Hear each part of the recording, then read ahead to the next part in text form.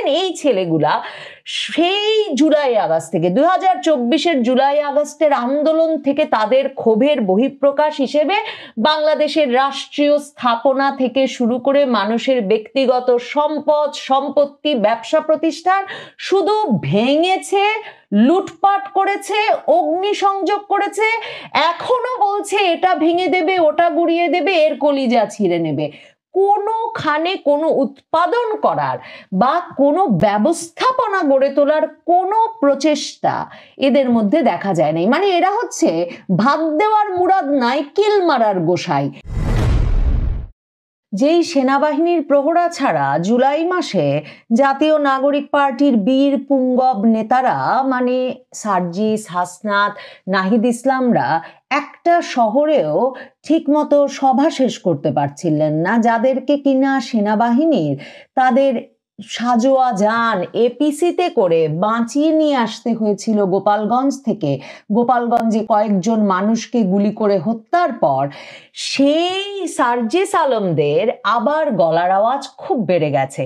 তারা সেনাবাহিনীর ভেতরে সেনা কর্মকর্তাদের বিচারের ব্যবস্থা হচ্ছে, একরকমের জেনারেলদের মধ্যে অস্থিরতা, একেবারে তরুণ কর্মকর্তা থেকে শুরু করে শীর্ষ নেতা ওয়াকারুজ্জামান, যিনি কিনা সার্জিস আর হাসনাতকে পুত্রের মতো দেখতেন, মানে সার্জিস হাসনাতের বাপের মতো ওয়াকার, তাদের সবাইকে বিপদে ফেলে দেওয়ার পর এবং ভোট হবে না গণভোট হবে তা নিয়ে একরকমের ব্যাপক কনফিউশন সৃষ্টি করার পর, মানে সংশয়, বিএনপি জানে না আগে ভোট না আগে গণভোট, জামাত ভাবছে আগে গণভোটটাই করিয়ে নেওয়া যাবে এবং নির্বাচনটা বেশ পিছিয়ে দেওয়া যাবে, এবং জাতীয় নাগরিক পার্টি বুঝছে যে শাপলা পাবে না ঘটিবাটি পাবে মানে প্রতীক হিসাবে, সেটা এখনই চিন্তিত হওয়ার মতো কোনো বিষয় নয়।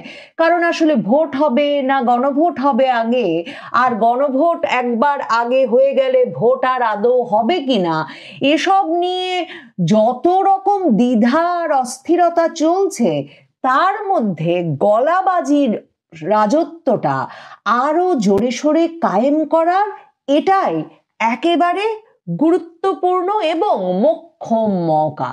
সার্জিস আলমের গলার আওয়াজ এমন বেড়েছে, আবারও এমন রক ফুলিয়ে হুমকি দিচ্ছেন, সাথে অবশ্য এখনো 100 লোক নাই, কিন্তু এমন হুমকি ধামকি দিচ্ছেন যে সারা বাংলাদেশে সব সংবাদ মাধ্যমে তিনি শিরোনাম হয়েছেন। কারণ তিনি বলেছেন পঞ্চগড়ে তার জনসভায় বিদ্যুৎ চলে গেল কেন, এখন সেখানকার বিদ্যুৎ বিতরণ সংস্থা নেসকোর কর্মকর্তা কর্মচারীদের কলিজা ছিঁড়ে তিনি নাকি রাস্তায় ফেলে রাখবেন। প্রথম আলোতে শিরোনাম হয়েছে পঞ্চগড়ে এনসিপির কর্মসূচিতে বিদ্যুৎ বিভ্রাট, নেসকোর কর্মকর্তাদের কলিজা ছিঁড়ে ফেলার হুমকি সার্জিসের। বাংলাদেশের কি দিন এসেছে যে রীতিমতো পত্রিকায় এখন রাজনৈতিক নেতা সার্জিস আলম, আমাদের বাংলাদেশের তরুণ বিপ্লবী নেতা, তার ভাষা পুরোটা লেখা যাচ্ছে না বলে ডট ডট ডট দিয়ে পত্রিকার রিপোর্ট করতে হচ্ছে। এটা আমার দেখা এই প্রথম উদাহরণ, তাই এতে বিস্ময় না প্রকাশ করে পারলাম না।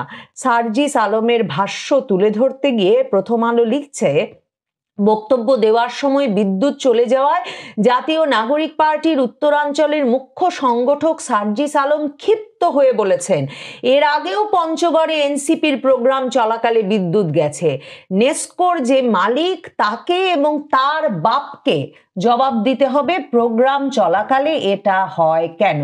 একদিন হইতো, 2 দিন হইতো, কিচ্ছু বলতাম না, 3 দিনের 3 দিনই এটা হইছে।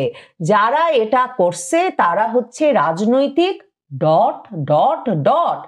এই রাজনৈতিক দেউলিয়াদের আমরা দেখে নিব তাদের কলিজা কত বড় হইছে, কলিজা ছিঁড়ে রাস্তায় ফেলে রাখবো। কি মানে অসাধারণ দিক নির্দেশনামূলক ভাষা এবং কি দিক নির্দেশনামূলক বিপ্লবী বয়ান আসলে হাজির করছেন। এবং এই যে কোটা না মেধা, মানে সার্জিস আলম রা যে কত একটা ভয়মুক্ত বৈষম্য মুক্ত সমাজ প্রতিষ্ঠা করতে যাচ্ছেন, তার এক অনন্য উদাহরণ আসলে এই বক্তৃতা। প্রথম আলো আবার তার প্রতিবেদনের শেষে লিখছে, সংবাদের সূচনা অনুচ্ছেদে ... চিহ্নিত শব্দটি প্রকাশযোগ্য না হয় এটি পরিহার করা হলো। এখন সার্জিস আলম বলতে পারে যে তুই সাংবাদিক, তোর কত বড় সাহস, তুই আমার শব্দ ... দিয়ে প্রতিস্থাপন করেছিস, তোরও আমি কলিজা ছিঁড়ে ফেলবো। এই সার্জিস আলমরা আসলে ভাবছেন এটাই, যে দেশটা তাদের বাপের।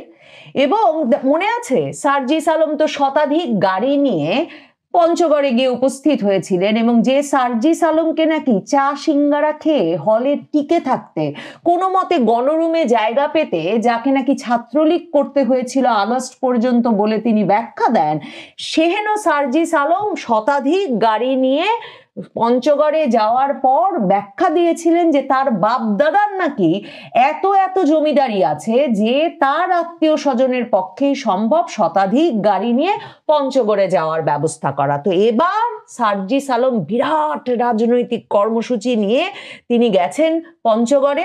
সেখানে গিয়ে তিনি বলেছেন, মানে কর্মসূচিটা হচ্ছে সার্জিস আলমের নেতৃত্বে পঞ্চগড় শহর থেকে বাংলা বান্ধা পর্যন্ত শনিবারের লং মার্চ। সার্জিস আলমের ফেসবুক পেজে যদি যান, গিয়ে দেখবেন সেই বাপদাদার টাকা খরচ করে তিনি লং মার্চের ব্যবস্থা করেছেন। তিনি খুব বক্তৃতা দিয়েছেন শুক্রবারে যে ঐতিহাসিক লং মার্চ, চাঁদাবাজি সহ সব অপকর্মের বিরুদ্ধে। কারণ সার্জিস আলম তো নির্বাচন করবেন, তিনি তো এর অনেক আগেই বলেছেন যে তার দাদা নাকি যে টাকা রেখে গেছে সেটা দিয়েই তিনি ইলেকশন করতে পারেন, এবং তিনি তো এমপি হবেনই। তো থালা হোক, ঘটিবাটি হোক, শাপলা হোক, যা দিয়ে কোনোদিন যদি নির্বাচন হয়, আর না হলে পঞ্চগড় তার বাপদাদার জায়গা, কাজেই যার ইচ্ছা তিনি কলিজা ছিঁড়ে নেবেন। মানে ব্যবস্থা কি জানি বলেন ওনারা, বন্দোবস্তটা কিন্তু খুব পরিষ্কার আর খুব সাদামাটা। এখন ফেসবুক পেজে যাবেন প্লিজ সার্জিস আলমের, তো সার্জিস আলম সেই একই ভাবে, মানে তার মডেলটা একটাই, গাড়ির পর গাড়ি ভাড়া করে ফেলা, এবং সেই গাড়িতে তার লোকজন বসিয়ে দিয়ে তিনি সামনে থাকবেন রাজার ছেলের মতো, এবং তার লং মার্চ হয়ে যাবে। তো এবার লং মার্চ তিনি আয়োজন করেছেন মোটর সাইকেল বহর সাজিয়ে, এবং আমার ধারণা জাতীয় নাগরিক পার্টি এনসিপিও সার্জিস আলমের এহেন জনসংযোগ কর্মসূচি দেখে মানে একরকম লজ্জাও পেয়েছেন, এবং বুঝতে পেরেছে যে একে ঠিক জনসংযোগ কর্মসূচি বলা যাচ্ছে না। তাদের পেজে সার্জিস আলমের এই লং মার্চ, পঞ্চগড় শহর থেকে বাংলা বান্ধা পর্যন্ত লং মার্চের কোনো ছবি বা ভিডিও দেখতে পাচ্ছি না, সার্জিস আলম দিয়েছেন। এবং আপনারা দেখতে পাচ্ছেন যে এই ভিডিওতে মানে লাইন ধরে ধরে ওই যে সার্জিস আলমের বাপদাদার টাকায় ভাড়া করা মোটর সাইকেলে দুজন করে বসে আছেন, হেলমেট মাথায় নাই। তার মানে সার্জিস আলম পঞ্চগড়ে একটা মাস্তান বাহিনী গড়ে তুলেছেন, এবং সেই মাস্তান বাহিনী দিয়ে তিনি আসলে জানেন তার যার কলিজা ছিঁড়ে ফেলতে ইচ্ছা করবে তিনি তার কলিজা ছিঁড়ে ফেলবেন। দেখেন এই ছেলেগুলা সেই জুলাই আগস্ট থেকে 2024-এর জুলাই আগস্টের আন্দোলন থেকে তাদের ক্ষোভের বহিঃপ্রকাশ হিসেবে বাংলাদেশের রাষ্ট্রীয় স্থাপনা থেকে শুরু করে মানুষের ব্যক্তিগত সম্পত্তি, ব্যবসা প্রতিষ্ঠান শুধু ভেঙেছে, লুটপাট করেছে, অগ্নিসংযোগ করেছে, এখনো বলছে এটা ভেঙে দেবে, ওটা গুড়িয়ে দেবে, এর কলিজা ছিঁড়ে নেবে। কোনোখানে কোনো উৎপাদন করার বা কোনো ব্যবস্থাপনা গড়ে তোলার কোনো প্রচেষ্টা এদের মধ্যে দেখা যায় নাই। মানে এরা হচ্ছে ভাত দেওয়ার মুরাদ নাই, কিল মারার গোসাই।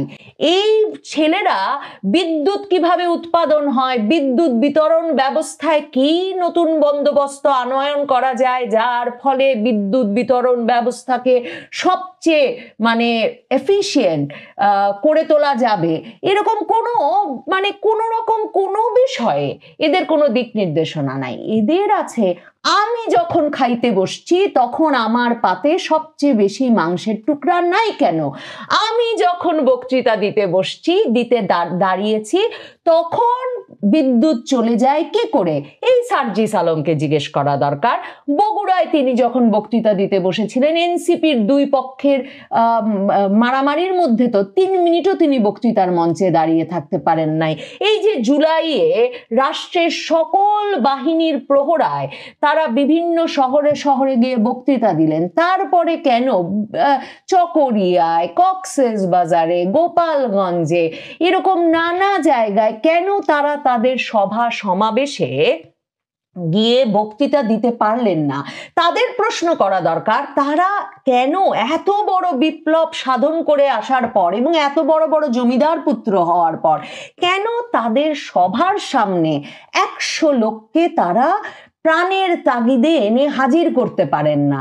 তাদের প্রশ্ন করা দরকার এগুলো। কেন তাদেরকে বিরাট মঞ্চ বেঁধে সামনে 25-30টা চেয়ার ভরে না এমন সব জনসভা করে বেড়াতে হচ্ছে সারা বাংলাদেশ জুড়ে? তাদের প্রশ্ন করা দরকার। দুটো আসনে তারা নিশ্চিত করতে পেরেছেন কিনা যে মানুষের মন জয় সম্পন্ন হয়েছে এবং তারা নির্বাচনে দাঁড়ালে ভয় না দেখিয়ে, কলিজা ছেঁড়ার হুমকি না দিয়ে তারা আসলে ভোট পেয়ে, ভরসা পেয়ে নির্বাচিত হয়ে আসতে পারবেন। এই ছেলেগুলো, এই ডাকাতগুলোর হাত থেকে মুক্তি মিলবে কবে বাংলাদেশের? দেখেন, এই ডাকাতগুলো এখন ভাবছে যে পুলিশ বাহিনী একদম ভেঙে চুরে ছারখার করে দেওয়া গেছে। এখন যেই সেনা প্রধানকে এতদিন বাপ ডেকেছেন, যেই সেনা প্রধান বাপের কাজ করে গুলি চালিয়ে পিসি দিয়ে এদের রক্ষা করে এনেছে, ভাবছে এখন এই সেনাবাহিনীতে গ্যাঞ্জাম লেগে গেছে। ঠিক যেমন শেখ হাসিনার ছায়াতলে গিয়ে আশ্রয় নিয়েছিল, ঠিক যেমন ছাত্রলীগের সাদ্দামদের পায়ের কাছে ঘুরঘুর করে বেড়াতো সে আওয়ামী লীগ আমলে, ঠিক তেমনি এখন সেই দুর্দিনে আবার তাদের গলার আওয়াজ খুব ফুলে ফেপে উঠেছে। সার্জিস আলমরা ভাবছেন দেশের মধ্যে অনিশ্চয়তা যত বাড়ে তাদের জমিদার পুত্রগিরি দেখানোর সুযোগ বাড়ে তত। কিন্তু বাংলাদেশের ইতিহাস বলে, সামনে যদি 100 লোক প্রাণের তাগিদে জড়ো না হয় তাহলে দিনের পর দিন এই মব বাজি চালিয়ে যাওয়া খুব মুশকিল। কাজেই সার্জিস আলম কতদিন তার বাপদাদার টাকা খরচ করে কয়েকশো মোটরসাইকেল নিয়ে জনসভা করে বাংলাদেশে বেরিয়ে এমপি হওয়ার স্বপ্ন দেখতে পারেন, সেটা দেখবার জন্য অপেক্ষা করতে হবে। অনেকেই বলেন দিন ফুরিয়ে গেছে। আমার কেন যেন সার্জিস আলমের আজকের কথা শুনে মনে হলো তারা ভাবছেন সামনে বড় অস্থিরতা আসছে, তাদের দিন আবারও লম্বা হতে শুরু করেছে।